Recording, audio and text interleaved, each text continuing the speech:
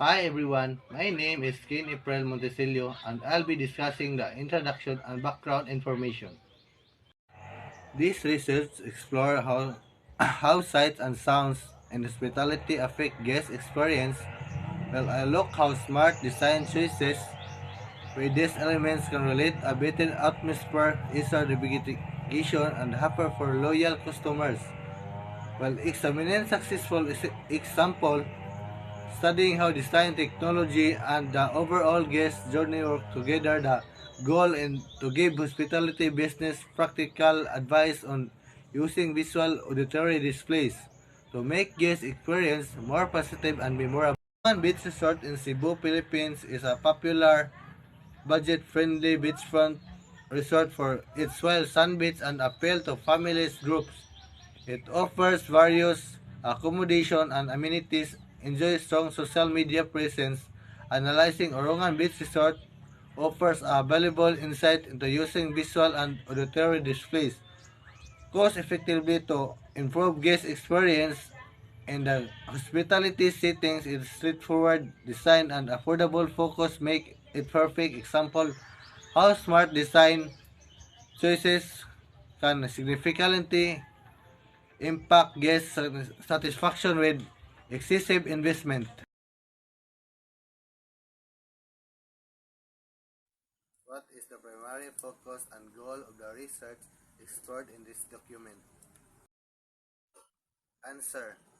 The research explores how sights and sound in hospitality settings affect guest experiences, aiming to provide practical advice to hospitality business on using visuals auditory displays to create more positive and memorable guest experience. The goal is to show how to smart design choices can lead to better atmosphere, easier navigation, and hyper more loyal customers. Good day, everyone, especially to you, Mom. I am Ginalisa Magdadaro, and I am the next presenter in our case study. And today, I'll be the one to discuss the ergonomic hazard analysis. So, visual display. So, first is lighting. So, in Orungan Beach Resort, solar-powered outdoor lights, while eco-friendly, present some challenges. Their light output might be insufficient, particularly on cloudy days. Battery life is limited, requiring maintenance and replacement. So, as what we have observed sa kaning around beach resort, so ang first ilang nabatan is ang ilang solar light. So, ang among nakita nga problem ani is one solar light. So, kana bitaw mag kanang cloudy days kanang or mag kanang mag uwan kay example mga pila ka weeks or months mag kanang mag nana mag-uwan maglain ng panahon din dili sila maka maka collect og energy kay ang solar baya kay gikan nag ilang source of energy baya kay gikan sa sun kainit so mao to ang among nakita ang nga problem. The next one is the signage in the workplace. So, its placement on a palm tree limits visibility, especially night or for those with mobility challenges. Using only English excludes guests who don't understand or who don't know how to read. The sign also lacks border safety information.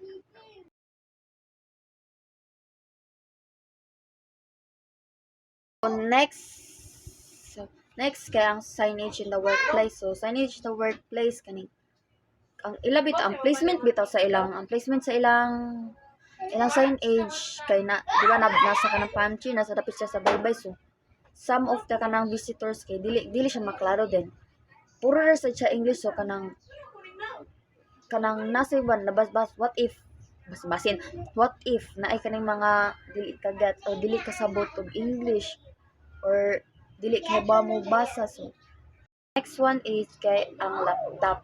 So the laptop is exposed to dust, moisture, and temperature extremes, potentially damaging it. So next one kay ang auditory displays. First one sa auditory kay ang speaker, videoke. So outdated and worn, poor sound quality, potential malfunctions, and a need for maintenance. Its placement might also affect sound distribution. Old electrical equipment poses safety risks. particularly in a humid coastal environment. So next one is ang radio. Radio, a single two-way radio points to communication system weaknesses. Relying on just one radio is problematic for emergencies or simultaneous staff communication. Question and answer. Summarize the key ergonomic hazards and proposed solutions for Orongan Beach Resort's visual and auditory display systems. So, Orongan Beach Resorts faces ergonomic hazards from inadequate lighting, low output, unreliable solar power, poorly placed and monolingual signage, a vulnerable laptop, and deficient single radio communication system lacking backup and integration. Proposed solutions include brighter, backup-powered lighting, improved signage placement and multilingual options, better laptop protection, and a more robust integrated communication system.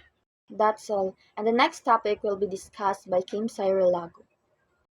Good day everyone, I am Saire Lago and I am here to discuss the solution of ergonomic hazard analysis. Today I will discuss the lighting resort.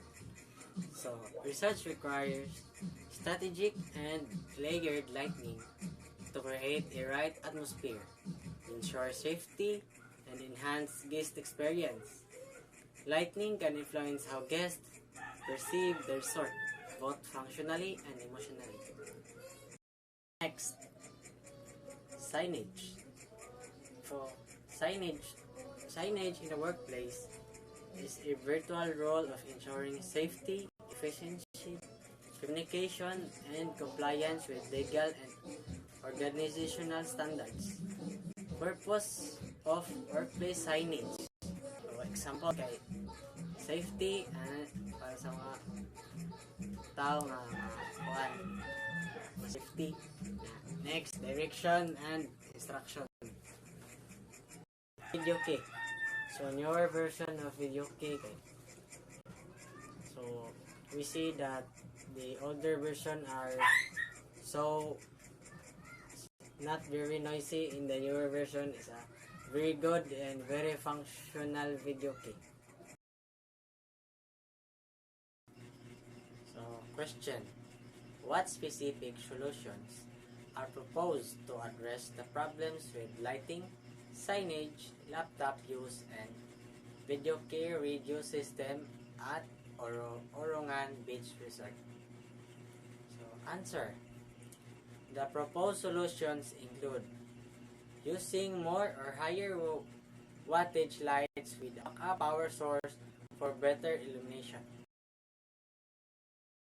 Ito, placing larger, clearer multilingual signs in multiple, easily accessible locations near beach entrances. So, number 3, using protective covers for the laptop and prioritizing indoor use or a secure, sheltered outdoor area if necessary.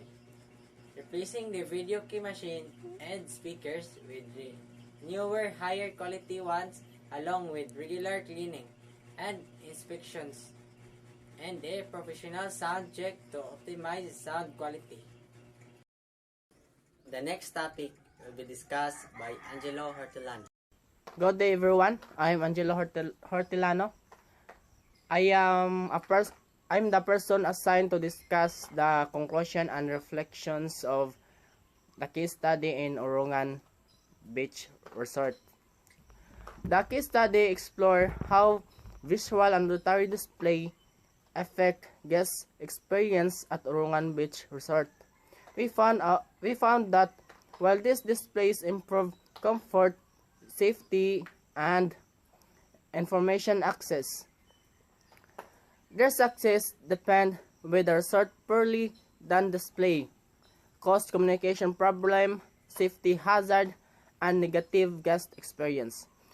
At Orongan, poorly placed sign, old video key equipment, and environmental vulnerability all negative impact guest and operations Problem including limited visibility of informations and risk from aging equipment. The resort also lacked communication, redundancy, and maintenance plan. Our recommendations offer solutions: strategic sign placement, high quality weather resistant equipment, and strong maintenance routine will significantly improve communications. Multilingual signage through safety information and integration digital technology will further boost effectiveness. This study highlights the need for comprehensive approach to visual and auditory display in hospitality. Installation alone isn't enough. Active maintenance is key. Effective design considered the environmental, address vulnerabilities, and prioritizing guest safety and satisfactions. The future of this system lies in combining reliable, accessible technology, effective maintenance, and a consistent focus on a positive guest experience. Orangan Beach Resort can greatly enhance its guest experience by implementing this improvement. Questions. What is the overall conclusions of the case study regarding visual and auditory display in hospitality settings? What is emphasized as a crucial beyond initial installations? The case study conclude that while a visual and auditory display enhance guest experience, their success hinges on proper implementations and proactive maintenance. It emphasized that installation alone is insufficient. Effective design must consider environmental factors, address vulnerability, prioritizing guest safety and satisfactions, and incorporate reliability accessible technologies for a consistently positive guest experience. Thank you.